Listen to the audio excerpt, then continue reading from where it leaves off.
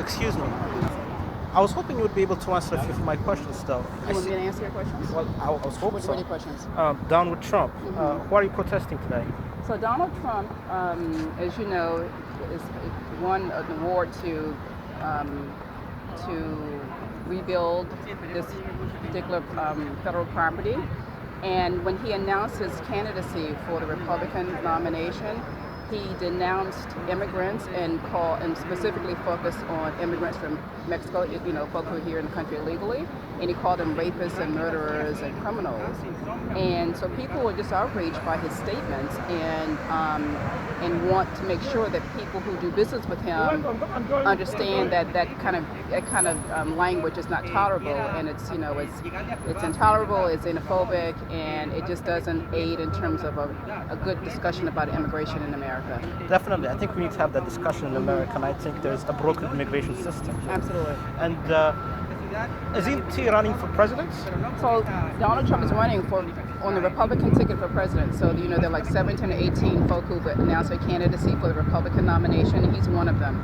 I know. Yeah. And wouldn't that damage his chances of winning the Republican nomination, though? There's no way anyone can really consider him seriously, though. Well, I don't know that it does. What his comments have done, I believe, is elevate the conversation. It spotlights the conversation about not only about anti-immigration, but also about racism in America.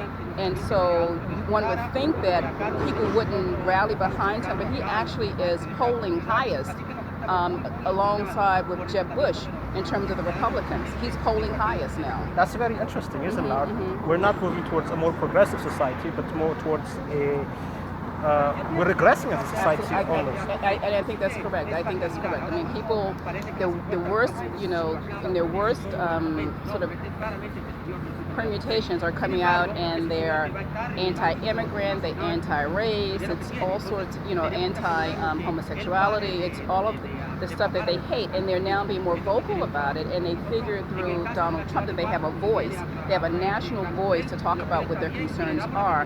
Similarly, what's happening in South Carolina, when they just had the vote last night on the House side to remove the Confederate flag from the grounds of the State House in South Carolina. They went down to the wire last night about 1:30 in the morning. The representative side of the House voted overwhelmingly to remove the flag from the Capitol grounds. But it took them all day to do that. The South Carolina Senate did it earlier this week, and so hopefully by tomorrow the flag will be removed. And so, again, it's just people who have, racist and xenophobic beliefs. They're coming out and they're being more vocal about it. Is what's going on. So, what's your take on the Confederate flag exactly? So, I'm African American. My ancestors were slaves in America.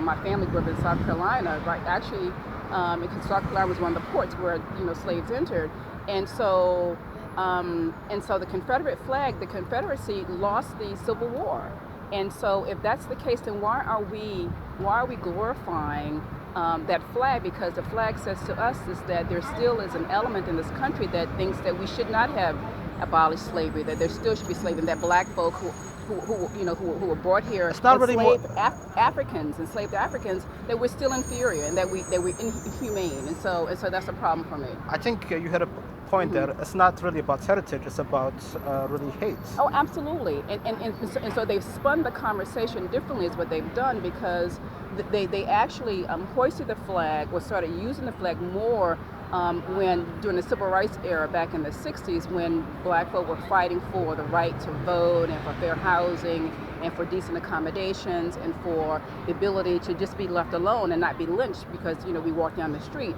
And so when there was a move to alter the civil rights in America, then it's part of the Southern strategy that they decided, well, we're gonna, this is a flag that, that will always instill in us what our beliefs are, and our beliefs are that, we don't think that black folks should be equal, they should be entitled to equal accommodation or to anything that, any kind of economic gain or educational gain in this country, and so that's a concern, and that's what that flag represents to me as an African American, and so the white folk would say, well, it's our heritage, but remember, the South lost. The South lost the Civil War. And I think you have a point there. Would you say that it's almost treacherous to be wearing it. Oh, I think so. I think so. But nobody's talking about that, right? Yeah. Nobody's having that conversation.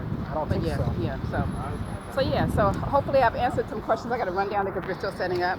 Michael, Yes. Theodora Brown. Thank you. I would hope that I would get an interview with the representative so as just well. make sure you tag me, okay?